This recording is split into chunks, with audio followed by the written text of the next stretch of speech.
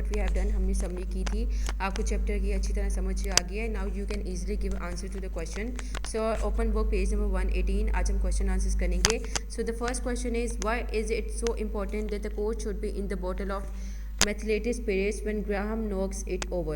अब वो पूछ रहे हैं कि कोक जो है वो क्यों इतना इम्पॉर्टेंट था methylated spirits में when Graham knocks it over.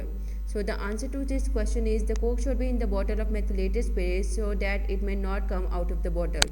अब वो कहने कोक इसलिए इम्पॉर्टेंट था methylated spirit में कि वो इससे बाहर ना आ सकता था और ऐसे आग भी ना लगती. Next question is which verb is used to make the fire seem like a live creature? So, snake is used to make the fire seems like a live creature. Coming to the third question is, why was it a bad mistake for Graham to throw the bottle away from him? अब वो पूछ रहे हैं कि ये Graham की कौन सी गलती थी कि उसने बॉटल जो थी वहाँ फेंक दी. As Graham threw the bottle away, all the liquid spilled up and spread out and caught fire rapidly. अब ये ग्राहम की बहुत बड़ी गलती थी.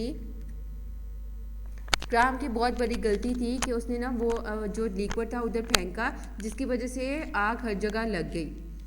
Coming to the question number 4, why do you think the writer has italicised the word it when he refers to the fire? So he has italicized the word it because he wants to highlight the noticeable quality here. अब उसने क्या किया है, उसने word it choose किया है because he wants to highlight. अब वो हाईलाइट करना चाहता था जिसकी वजह से उसने वर्ड इट चूज़ किया है. Coming to the question number 5, which adverb shows that the boys effort to beat out the fire were useless. अब वो पूछे हैं कौन सा एडवर्ब उन्होंने यूज़ किया था. Futilely shows that the boys efforts were useless. अब उन्होंने क्या किया, बॉयज एफर्ट, उन्होंने जो भी एफर्ट की थी वो यूजलेस थी. Coming to the question number 7, no, question number 6. Coming to the question number 6, why did Harry understand more clearly than the others? अब वो पूछे हैरी कैसे समझ गया बाकियों से.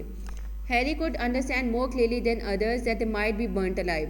अब हैरी इसलिए समझ गया, उसको लग रहा था कि हम जो है वो जिंदा जल सकते हैं, इसलिए उसे बाकी दोस्तों से एज कंपेरेटिव ज़्यादा समझ आ गई. Question number, now coming to the question number 7, describe the different movements and sound in this paragraph. अब वो पूछे हैं कि इस पैराग्राफ में जो भी डिफरेंट मूवमेंट्स एंड साउंड है उसको डिस्क्राइब बताएं कौन सी हैं. So answer is scrambling, encirclement, screams, sings, rushing, roaring, explosions. Okay. Now coming to the question number 8. Why was it so important that the boys found their shoes? अब वो कह रहे हैं कि इसमें क्यों इतना इम्पोर्टेंट है कि बॉयज़ अपने शूज़ ढूंढे. It was important that the boys find the shoes because the ground was also burning and they could not run barefooted. अब वो इसलिए उनको शूज़ की ज़रूरत पड़ गई क्योंकि हर जगह आग लगी हुई थी, उनके पाँव भी ज़ख्मी थे और वो नंगे पाँव नहीं चल सकते थे. Now question number 9 is, in what way was the boys running like that of frightened rabbits?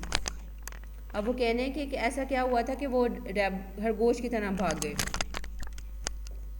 Like frightened rabbits, they were running this way and that way and crashing into the things, unable to find their way.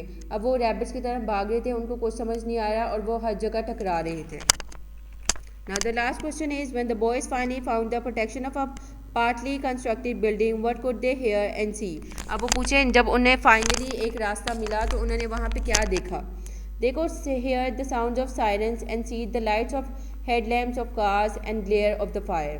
अब वो कह रहे हैं कि हमने क्या देखा कि लाइट्स थी, वहाँ पे लाइट्स थी, फायर ब्रिगेड भी, जो फायर बुझाने वाले वो भी लोग आए हुए थे और उनको तसल्ली होगी कि उन्हें कोई जगह मिल गई. So class, we are done with the question answers.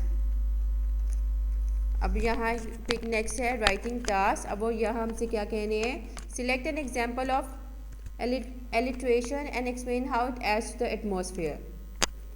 अब answer to this question is, every desperate blow they made seemed to fan the fire.